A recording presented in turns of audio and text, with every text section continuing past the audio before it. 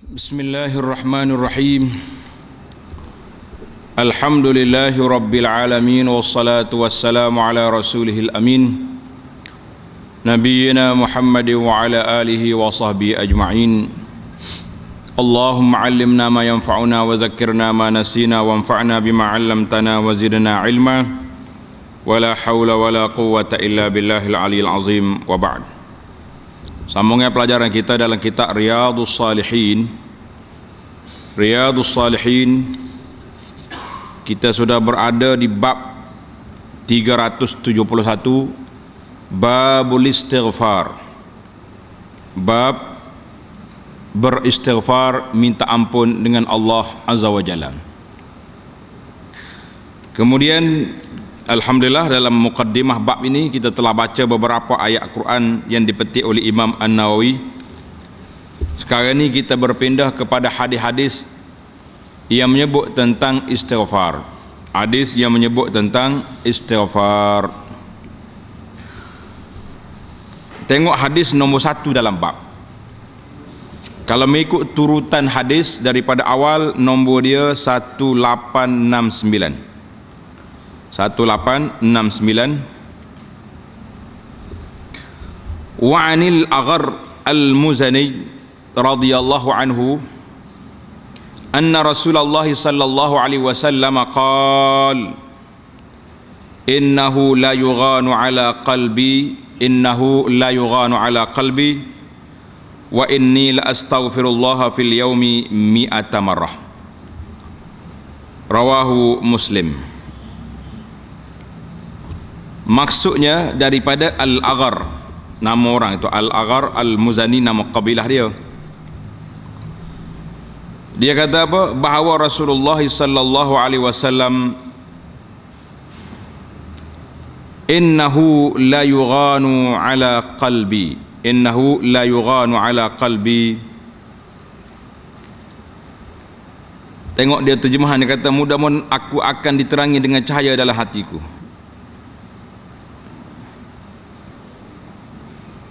Maksud dia nya, terjemahan dia yang betul, innahu la yughanu ala qalbi, kata di Al-Qadhi Iyad, al-muradu bil ghain fataratun aniz zikri.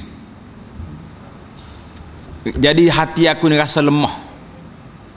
Tulis mula terjemahan tu, bahawa aku rasa lemah dalam hatiku ni. Fatarat tu bukan makna tak berzikir, tapi lemah sikit. Ada kalanya manusia ni begitulah, semangat kurang semangat, itu dia panggil layaran. Biasa Nabi kita ni berterusan zikir, tapi ada kalanya dia rasa lemah.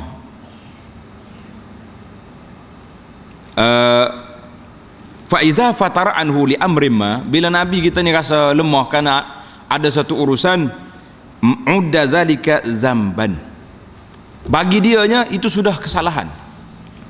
Sebab maqam Nabi sallallahu alaihi wasallam tak boleh. Ini innahu kana yazkurullah, dia berzikir fi kulli ahyan, semua keadaan. Jadi tiba-tiba dia rasa dia lemah hari ni, kurang sikit zikir, maka itu bagi dia kesalahan. Fastaghfara minhu, maka Nabi kita minta ampun, istighfar daripadanya. Ada juga pandangan lain kata la yughanu ala qalbi ay syai'un yu'zil qalb. Orang panggil macam lintasan hati begitu. Sikit lah, maka Nabi terus istighfar. Allahu akbar. Orang hati bersih, dia mudah nampak. Scan tu nampak. Sikit lah. Contohnya Nabi kita berzikir, tiba-tiba ada beberapa minit dia berhenti. Dia rasa lemah, bagi dia tu silap. Itu makam Rasulullah sallallahu alaihi wasallam. Jadi terjemahan dia, aku rasa ada lemah dalam hati dia tu, lemah untuk berzikir, maka terus Nabi kita, wa inni la astaghfirullah fil yaumi mi'ata marrah, sesungguhnya aku beristighfar, memohon ampun kepada Allah Ta'ala sebanyak 100 kali. 100 kali satu hari. Hadis Nabi sallallahu alaihi wasallam ni cerita kepada kita para jemaah sekalian. Dia yang tidak ada dosa, tidak ada kesalahan dalam hidup dia ni, tiba-tiba dia duk istighfar 100 kali. Kita yang confirm berdosa ni berapa ratus kali sehari istighfar? Daripada pagi tadi sampai sekarang dah berapa ratus kali dah kita astaghfirullah, astaghfirullah, atub ilaika ya Allah, minta ampun ya Allah, aku bertaubat pada Allah. Berapa kali? Masing-masing hitung dalam jiwa dia, dalam diri dia, ada ke tak ada. Manakala kita rasa tak ada istighfar nak kita, tidak ada taubat kita, bermakna hati kita tu bermasalah, sebab dia tak terasa dia dalam kesakitan. Orang bila nak buat pembedahan, doktor buat apa dulu? Dia bagi ubat bius. Bius tu tak sedar tu.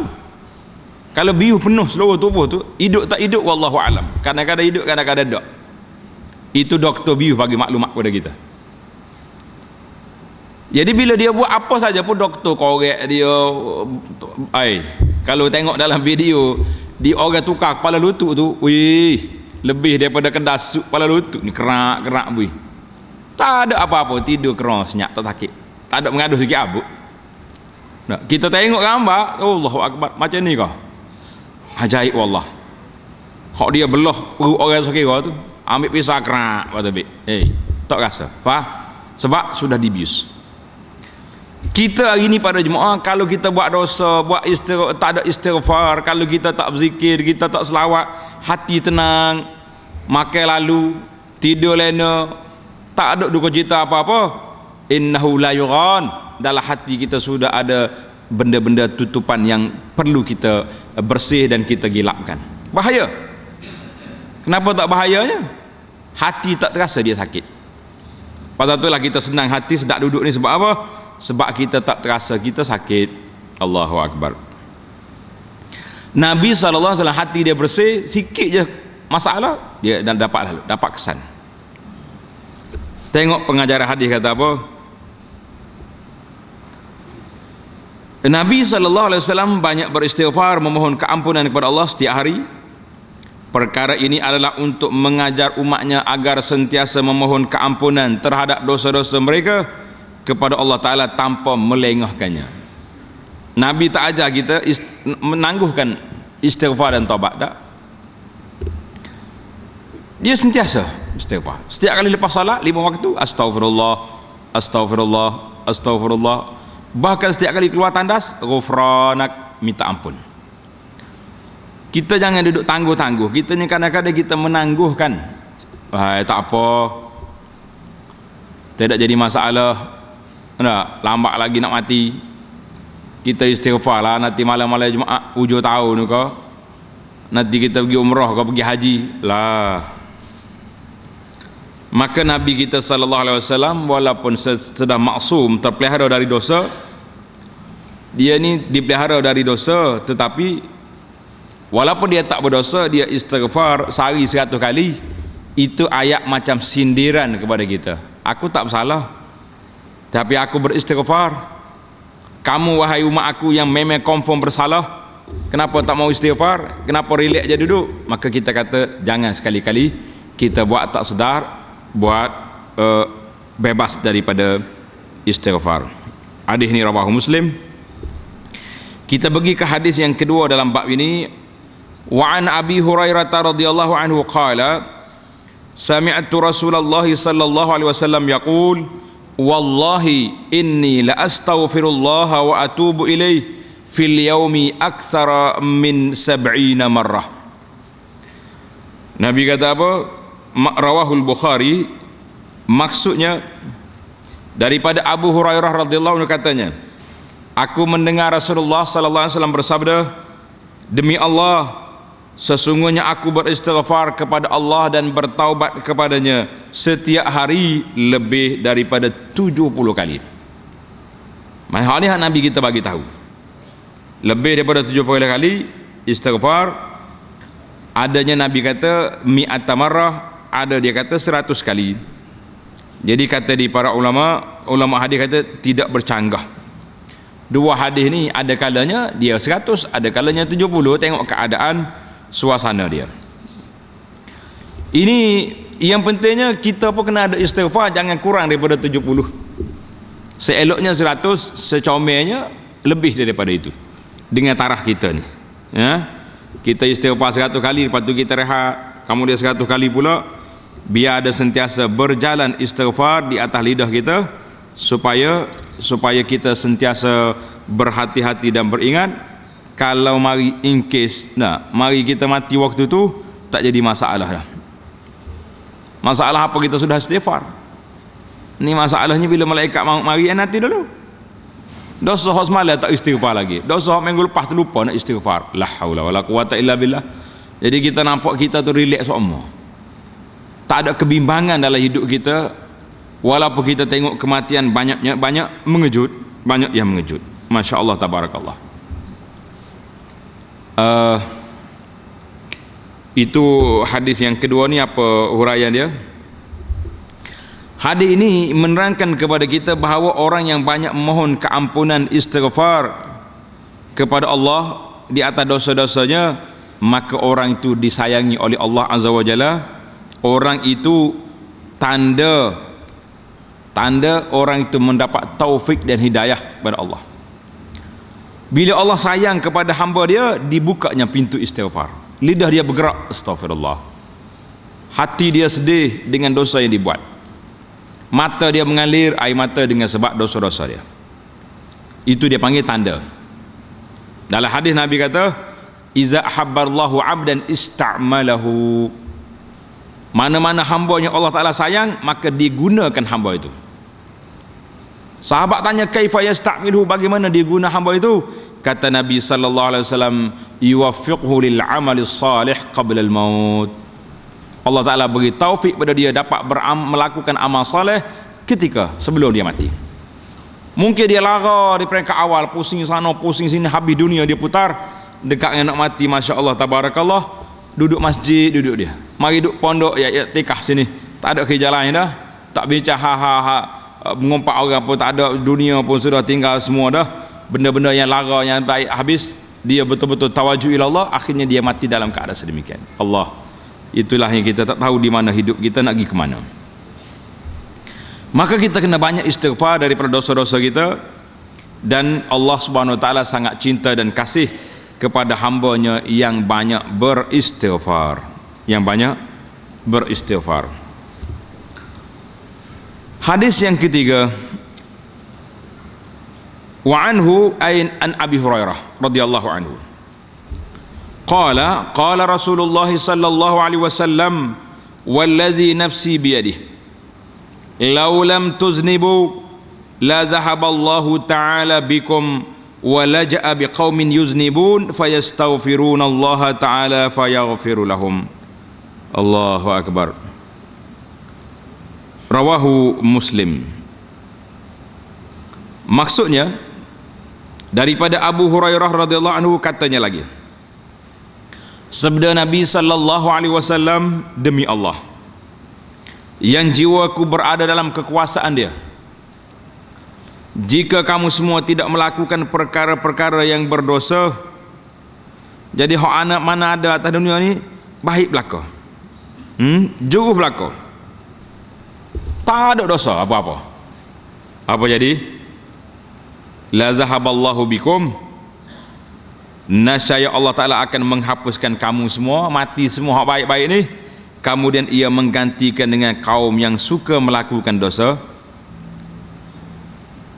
maka mereka beristighfar kepada Allah, kemudian Allah Ta'ala memberi keampunan kepada semua mereka.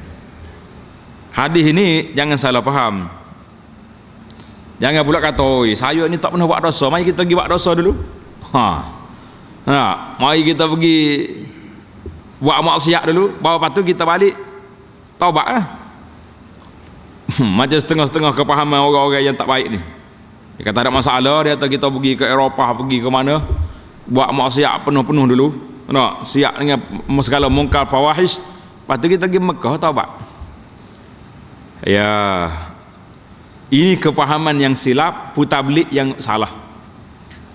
Bukan Tuhan suruh kita buat maksiat. Maksud hadis ni menggalakkan supaya kita bertaubat. Nak sangat Allah Ta'ala tengok hamba dia bertaubat kepada Allah, wal istighfar wal inabah. Sebab Allah Ta'ala tahu manusia ni baik setara mana dia, yaqtarifu zamban, dia akan terjebak juga dengan dosa. Terjebak juga dengan dosa. Oi, orang ni tak pergi mana-mana dia ni. Duduk dalam masjid ya. Dosa mata dia tak tengok dah. Orang perempuan ke orang tu tak ada belakang dah. Tak tengok. Telinga dia pun tak dengar je. Tak dengar dah dia punya benda-benda tak baik. Tapi adakah hati dia tak berdosa? Adakah dia selamat daripada maksiat al-qalb? Mungkin tidak. Oleh kerana dia bangga duduk dalam masjid lama sangat ni, dia pun mikir juga, Masya Allah, tabarakallah, kalau nak kira-kira kedudukan orang kampung ni dengan akulah yang paling baik, yang paling warak, yang paling, maka dialah orang yang paling besar dosa riak dalam jiwa dia. Ada kata ada? Mungkin berlaku. Maknanya kita tak usah duduk bimbang lah, nak pergi buat maksiat dulu lepas tu bagi nak taubat. Jangan. Bukan hadis ni suruh pergi buat maksiat lah. Hadis ini menggalakkan kita bertaubat, al-inabatu ilallah, kita kembali kepada Allah Azza wa Jalla, sebab kita tahu terdapat banyak dalam hadis-hadis Nabi sallallahu alaihi wasallam suruh kita minta ampun, istighfar daripada dosa yang kita tahu, wa ma lam na'lam, dan dosa yang kita tak tahu. Kita tak perasan benda tu berdosa, tapi rupanya ada dosa kita, ada salah. Maka oleh kerana berlakunya perkara ini, kita ingat tak berdosa, tapi kita memang ada dosa yang kita buat, ada kesalahan yang kita buat, jadi sentiasalah lidah tu istighfar, bertaubat, supaya bersih sentiasa. Kain kita ni kalau kena apa ni, kotoran, kita basuh selalu. Tangga ke tidak? Tangga. Tapi kalau lama dah basuh, jemput pun tidak, dia panggil daripada kotoran kepada petik sawah. Dah bitik-bitik habis dah kain kita. Bersih. Ini galakan kita ini. Allah kata dalam hadis Nabi ini kata apa? Kalau tak ada dosa, Allah Ta'ala menghapuskan semua kamu, kemudian ia menggantikan dengan kaum yang suka melakukan dosa tetapi mereka itu beristighfar kepada Allah, kemudian Allah memberi keampunan kepada mereka semua. Hadis ini dalam Muslim. Dulu kita dah baca cerita Abdullah Al-Himar. Ingat tak? Ada seorang nama sahabat Nabi tu, dia panggil Abdullah Al-Himar. Kalau bahasa kita lah, Abdullah Keldai, donkey. Sebab dia ni bahasa jenis nakal tak tu kalu. Ada orang lagu tu. Kerja dia nya suka minum arak. Wal'iyazbillah. Minum arak. Bila dia minum arak, kena tangkap. Orang bawa ke Nabi sebab. Ada sebabnya rotan, ada yang pokok, yang kasut, macam-macam. Tak lama mari pula kena tangkap pula si Al-Himar ni. Jadi berapa kali dah duk ulai benda sama, sahabat-sahabat mula marah. Bahasa dia ni menyusahkan Nabi ni, perangai apa lagi ni. Marah sikitlah sahabat-sahabat ni, kutuk dia. Nabi sallallahu alaihi wasallam larang. Nabi kata jangan duk buka pintu syaitan ke atas saudara kamu ni. Kita ni bila kita marah, dia akan melenting balik. Nabi kata dia ni orang baik, tapi dia tak tahan dengan godaan syaitan. Sebab tu bila dia kena tangkap, dia tak mengamuk, dia mari, dia terima hukuman. Lepas tu tak lama dia insaf, orang mari goda dia, terjebak pula. Sehingga Nabi kata apa? Yang aku tahu dia ni yuhibbullah wa rasulah, aku tahu dia ni sayang kepada Allah Ta'ala dengan Rasul, tapi jiwa dia lemah, hati dia tak kuat, dia terjebak juga dengan maksiat. Ini menunjukkan bahawa hadis ini galakkan supaya kita ni saja bertaubat. Kita contohnya hari ni sehari pagi sampai gelap, kita buat apa? Kita semok balik belum kita tidur. Banyak perkara juga hari ni. Sebab itulah saya kata tuan-tuan dan puan-puan yang duduk dalam grup WhatsApp tu, dia jumpa gambar ke apa benda, hantar belakang dalam tu. Kadang-kadang gambar yang dia hantar tu gambar orang perempuan tak tutup aurat. Walaupun cerita tu ada ibrah, ada pengajaran, tapi kita tengok gambar orang itu aurat yang terdedah haram. Habis Pak Haji berdosa, tengok dalam masjid pula tu. Sambil-sambil duduk tunggu apa ni, oh iqamah, ai buka dulu cerita tengok. Ni cerita ni. Cerita pengajaran, tapi nak dapat pengajaran tu kita terpaksa kena menempuhi maksiat. Maka kita terpaksa kena istighfar banyak pada Allah Azza wa Jalla, sebab terjebak dengan benda-benda yang mungkar, yang tidak dibenarkan, diizinkan oleh Allah Azza wa Jalla.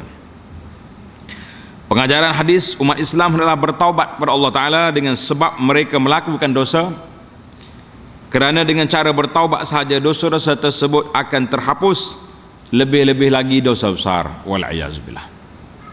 Jadi kita sentiasalah doa kepada Allah Azza wa Jalla supaya kita tidak terjebak dengan dosa-dosa besar.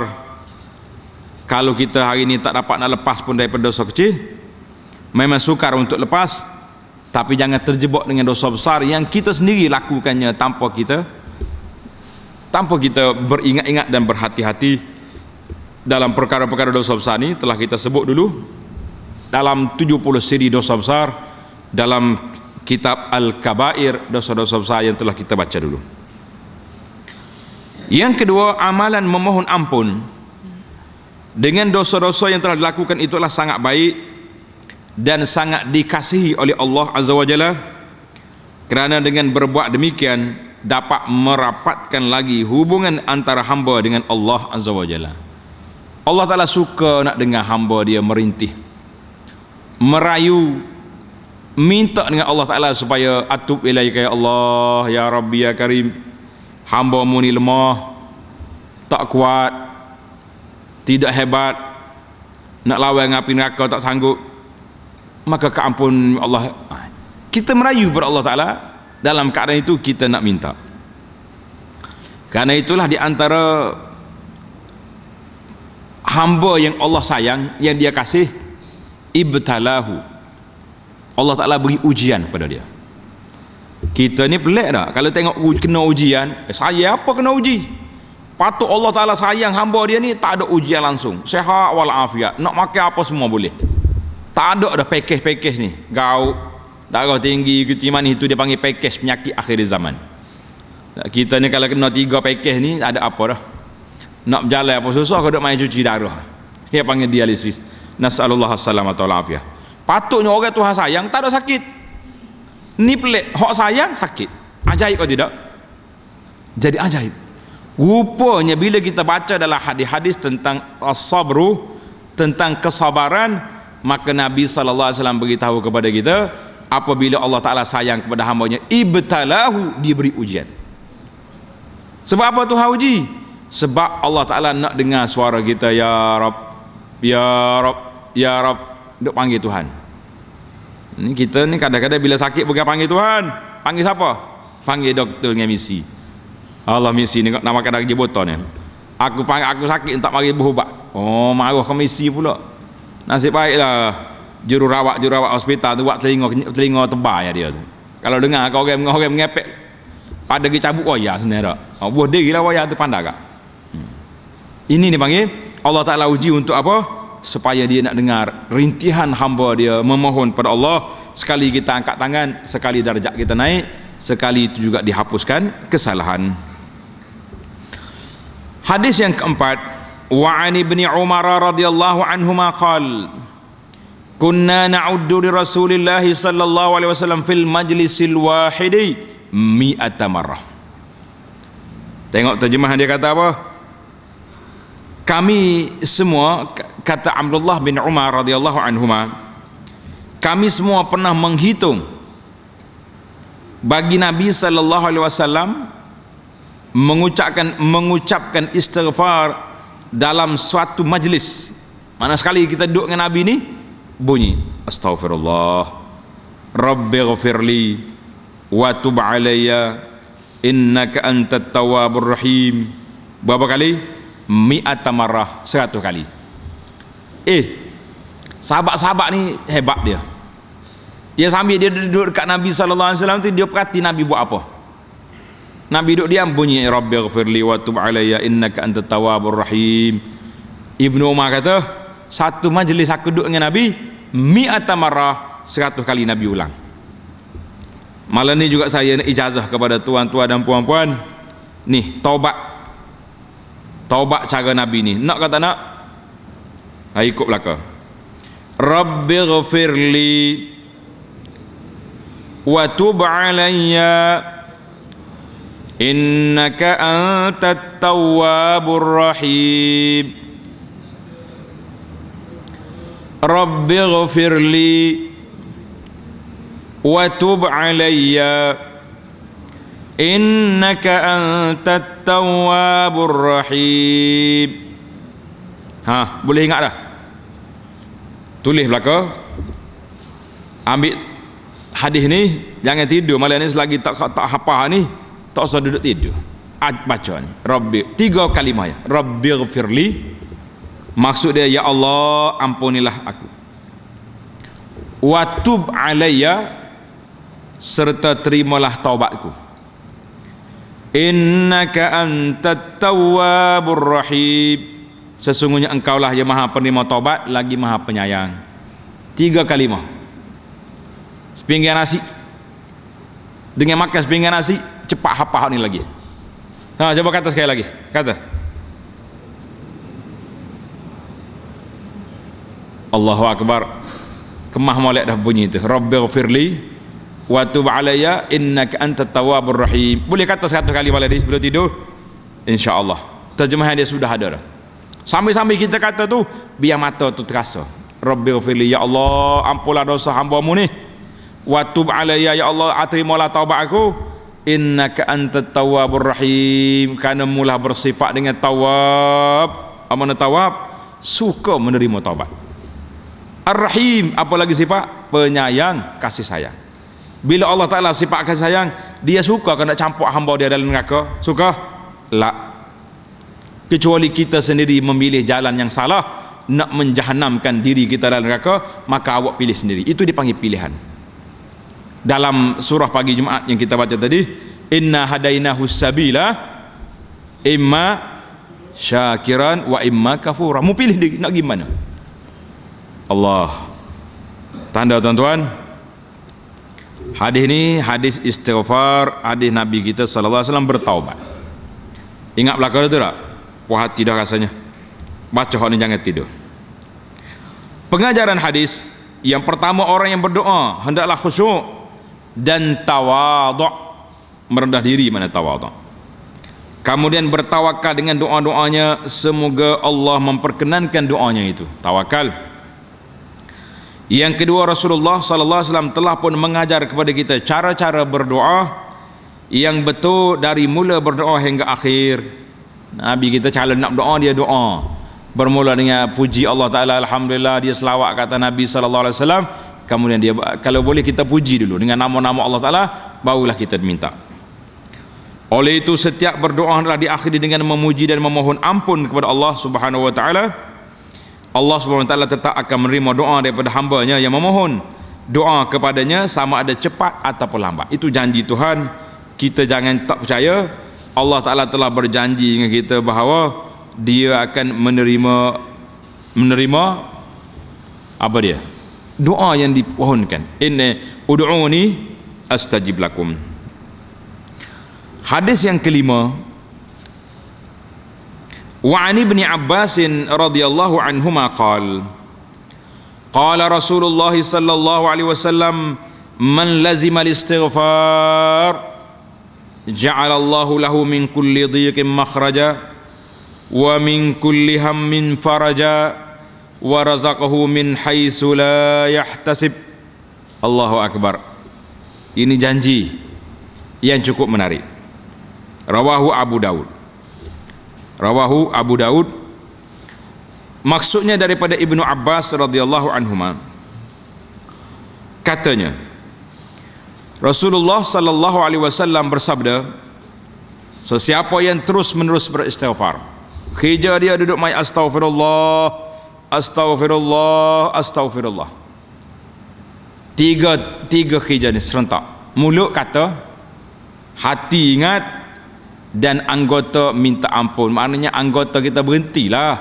Lama mulut je istighfar, astaghfirullah, astaghfirullah, dalam beg dia penuh dengan beg duit-duit riba. Tak jadilah gitu. Dia panggil main-main ke Tuhan lah gitu. Astaghfirullah, astaghfirullah, duduk buat mungkar dengan maksiat lah. Kita istighfar dengan syarat-syarat yang betul, iaitulah kita berhenti daripada benda-benda yang tak baik, menyesali dosa-dosa yang lepas dan takut kepada Allah Azza wa Jalla. Maka di saat itu baru nama dia istighfar.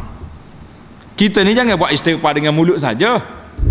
Banyak orang duduk share cerita burung ni, burung yang boleh bercakap ni. Ada 2-3 burung dah anda tengok, yang seekor ni baca Fatihah penuh, Alhamdulillahirabbil alamin siapa kawaladdallin, kata Masya Allah tabarakallah. Hak seekor lagi baca qul huwallahu ahad. Kita ni bukan tarah burung, kita ni manusia yang mempunyai syarat dianya. Kalau nak sempurna istighfar kita, kata dengan mulut, dengan lidah kata astagfirullah, hati kita ingat kita minta ampun dengan Allah, menyesali dosa-dosa kita yang lepas, dan anggota kita berhenti daripada maksiat. Main istighfar saja parok lagu ni. Tak, supaya ada orang perli popok arak. Dia kata arak ni dia jumpa di, malah nak sebutlah nak tempat nampak dia nampak lalu. Oh, jangan main. Sebelah ni tasbih sebelah. Tasbih kaya dia duduk main pusing. Belah lagi pergi atina. Yalah. Duduk main astagfirullah. Astagfirullah kat juga mana lagu ni? Zaman dulu lah lawan ni teh ada sikit. Setakat banyak berlaku tidak aman beberapa tempat negara, dia pun tak apa nak berani mari dah. Lah, kita kata istighfar dengan syarat-syarat dia yang telah ditetapkan. Hadis yang jadi kita nak istighfar, maka bila kita sentiasa beristighfar, tanda tuan-tuan, yang pertama sekali Allah jadi kesedia untuk dia, ja'alallahu lahu min kulli dhiqin makhraja. Tulis nombor 1, Allah Ta'ala menyediakan untuknya satu jalan keluar daripada satu kesusahan. Siapa dia susah, istighfar banyak. Pernah diceritakan seorang ulama salaf, ada setengah riwayat kata Hasan Basri, ada kata orang lain, wallahu a'lam, yang pentingnya salafus salih. Orang ditanya dia, "Cik, saya ni susah je, nak makan apa tak cukup?" Dia kata istighfar banyak. Astagfirullah banyak. Mari orang lain pula dia kata dia ni susah lah, kelain dengan keluarga dia tak apa aman, istighfar. Orang mari tanya apa dia pun istighfar belaka. Jadi anak murid dia kata, "Syekh, berapa orang dah mari tanya masalah dengan Syekh ni, Syekh jawab istighfar je, tak ada benda lain kau nak jawab." Tak Syekh pun baca ayat Quran, apa ni, astaghfiru rabbakum innahu kana ghaffara yursilis sama alaikum midrara wa yumdidkum bi amwalin wa banina wa jannatin. Jadi Allah Ta'ala sebut dalam Quran, banyak istighfar, Tuhan hantar mari rezeki, Tuhan bagi kepada kamu bani, anak-anak. Subhanallah, istighfar. Jadi orang bila dengar hujah Tok Syekh ni kemas, rupanya istighfar tu punca segala-galanya. Masya Allah tabarakallah. Dalam hadis ni kata punca yang pertama kita dapat banyak istighfar, Allah Ta'ala ja'alallahu min kulli dhiqin makhraja. Setiap hak kita sempit, tersetup jalan kita, Allah buka lorong, lepas. Wa min kulli hammin faraja. Yang kedua, dan daripada kepayahan Allah mudahkan urusan. Daripada payah jadi mudah. Wa razaqahu min haitsu la yahtasib. Dan Allah Ta'ala juga memberi rezeki kepadanya melalui cara yang dia tidak sangka-sangka. Kita tak sangka, tiba-tiba dapat rezeki. Tapi usaha kena buat. Saya ni yakin dengan hadis ni, lepas tu pakai tak kerja buat, ada duk istighfar sini. Allah Ta'ala janjikan nak bagi rezeki, nak lepaskan hak sempit jadi luas, yang susah jadi senang. Lah, kita kena usaha, jangan kata tak ada usaha langsung, itu dia panggil tawakul bukan tawakal. Maka salah cara begitu. Hadis ni riwayat Abu Daud, dan juga riwayat Abu Daud ada sebahagian muhakkik kata sanadnya lemah, dhaif. Dalam Dhaiful Jami' kata dhaif. Baik, pengajaran hadis, Allah Subhanahu wa taala telah memberikan kelebihan kepada hamba-hambanya yang banyak beristighfar dengan berbagai-bagai cara, seperti Allah akan melepaskannya dari suatu kesusahan dan kepayahan hidup di dunia. Yang kedua, Allah Ta'ala memberikan kelapangan padanya dari setiap kesusahan yang dialaminya. Yang ketiga, Allah juga akan memberi rezeki kepadanya dengan berbagai-bagai cara. Kadang-kadang rezeki tersebut tidak pernah diduga atau disangka olehnya, tak nampak, mari je tiba-tiba ada ya. Kalau kita belajar istilah zaman dulu, tuan-tuan guru kita di pondok kata apa? Apa ni, duit duduk di bawah bantal, bawah sana. Nak beli dia akak batal dia, tarik. Setengah tok syekh tu bawah kais sejadah dia. Dia ambil sejadah angkat pergi. Mari mana duit? Dah orang mari bersalah, hollow bersalah dia stop bawah sejadah, banyaklah situnya. Dia pun tak kira-kira dah, pakai jadi tawakal Allah Taala. Kita ni tak juga bawah sejadah dah. Allah, sejadah lipat semua.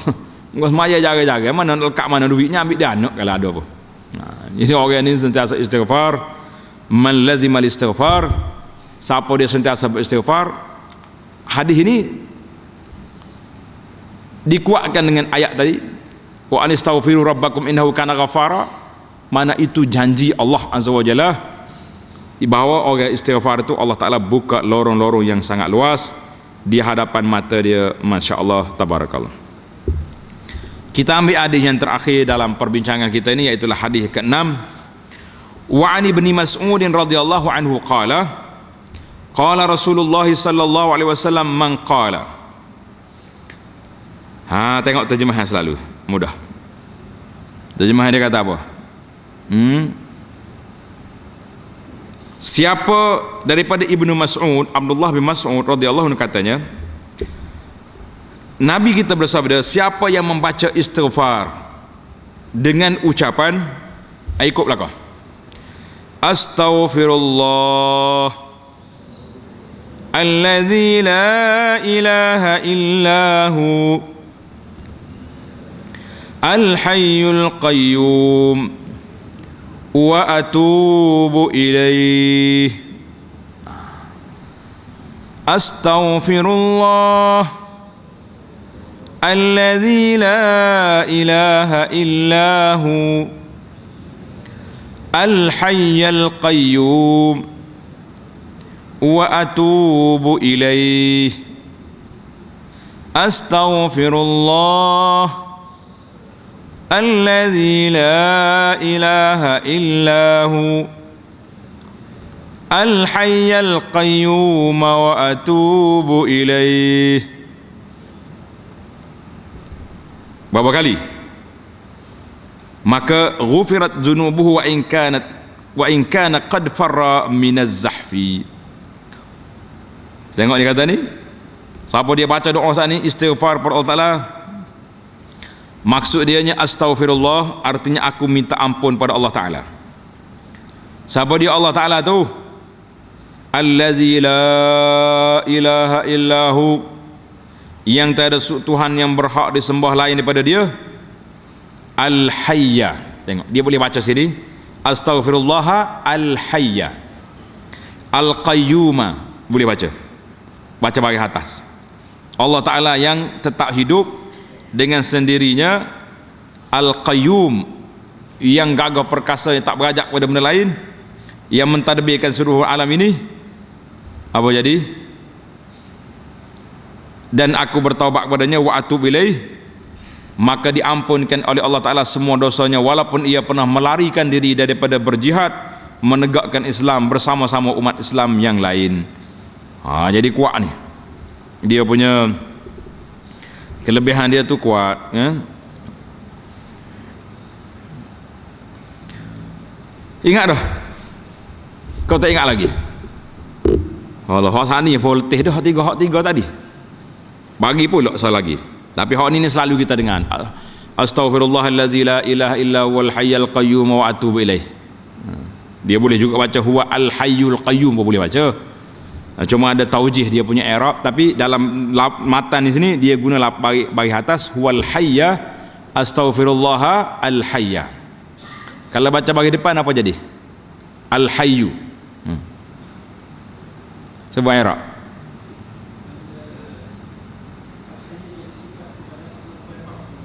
Al-hayya. Kalau al-hayyu, dia boleh baca dua. Pasal itulah kadang-kadang kita kalau tengok baris tu, kadang-kadang sini sekali al-hayya, sekali al-hayyu, tu kena tanya ustaz, mana betul ni? Dia dua-dua tu boleh baca, tapi dia panggil taujih al-i'rab. Ini di antara ilmu mengaji bahasa Arab ni manisnya, sebab kita tidak mudah menyalahkan, tapi kita tahu dia punya cara bacaan. Alhamdulillah. Yang pentingnya hafal mengikut dia ni lah. Coba kata astaghfirullah allazi la ilaha illahu al-hayyal qayyum wa atubu ilaih. Tanda setakat tu. Firak tangan baca tu, itu kelebihan dia. Tanda setakat tu kurungan.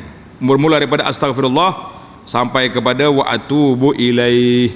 Tutup kurungan situ, baca doa. Berapa kali pun bacalah sehari-hari. Mudah-mudahan Allah Ta'ala ampunkan dosa kita. Kata Imam Nawawi, rawahu Abu Dawud wa Tirmizi wal Hakim wa qala hadisun sahih ala syaratil Bukhari wa Muslim.